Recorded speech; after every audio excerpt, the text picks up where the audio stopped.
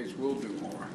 In the coming days, we're going to join with our friends in Jordan and others in providing airdrops of additional food and supplies into Ukraine and seek to continue to open up other avenues into Ukraine, including the possibility of a Marine corridor to deliver large amounts of humanitarian assistance.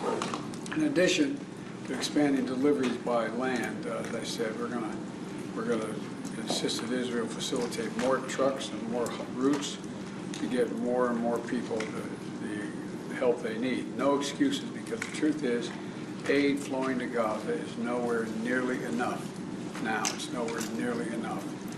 Innocent lives are on the line and children's lives are on the line. We won't stand by and let until we get more aid in there. We should be getting hundreds of trucks in, not just several. And I won't stand by, we won't let up, and we're not going to pull out, trying to pull out every stop we can to get more assistance in. So, and here's the deal.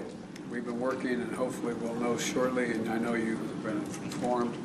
We're trying to work out a deal between Israel and Hamas on the hostages being returned and immediate ceasefire in Gaza for at least the next 6 weeks, and to allow the surge of aid to the entire Gaza Strip, not just the south, but the entire Gaza Strip.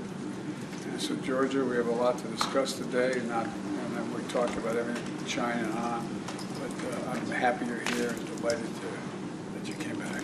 I know you're on your way to Canada, right? Yeah. Good. The floor is yours, madam.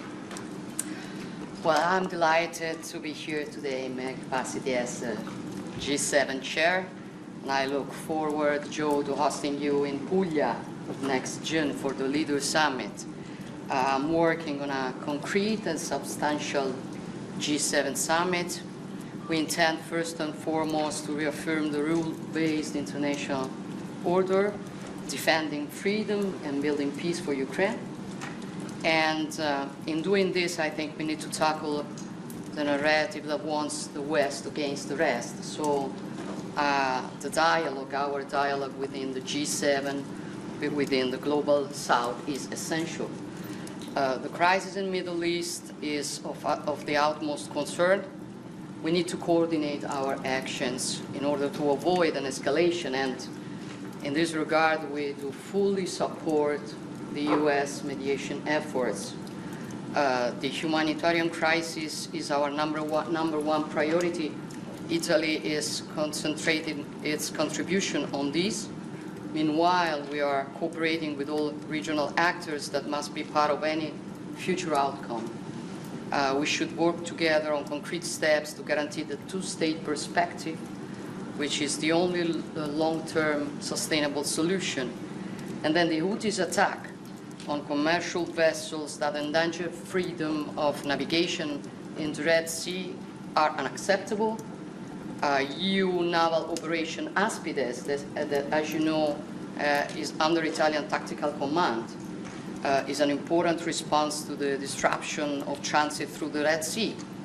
Then, building on Italy's role in the Mediterranean, the G7 will pay special attention also to the African continent. We've been discussing it for many times, but I think we have to remember that Africa is not a poor continent. It is, at the contrary, incredibly rich in human and material resources, but it has been neglected and exploited with a predatory approach for a long time. And I want to reverse this approach together with you, which is also a root cause of the migration crisis. We need to support Africa's development on an equal basis and put an end to illegal migration while fighting human trafficking. Human trafficking has become the most financially rewarding crime globally, and we cannot accept it any longer. For this reason, I came here today also with a proposal to launch a global alliance against human traffickers. The G7 will discuss artificial intelligence as well. AI is a means. It can be a good or a bad one. It depends on our capacity to govern it, to tackle the risks and the impact it can the impact it can have, for example, on the labor market. We want to develop AI, but also we want to be certain that it remains human-centered. And then, last but not least, I came here to boost our strategic cooperation.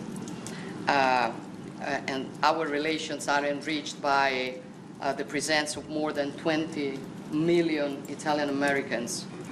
During our last meeting here in Washington, we said we wanted to improve our bilateral cooperation and our trade, and we did it. For in 2023, our bilateral trade reached the highest amount ever, with $102 billion of exchange. So I think we did a good job, but I also think that we can do even better. And I hope this will be our mutual goal for this year. Thank you, Joe. Well, it is, and I tried to help. I married an Italian American. Thank you all very much. Okay,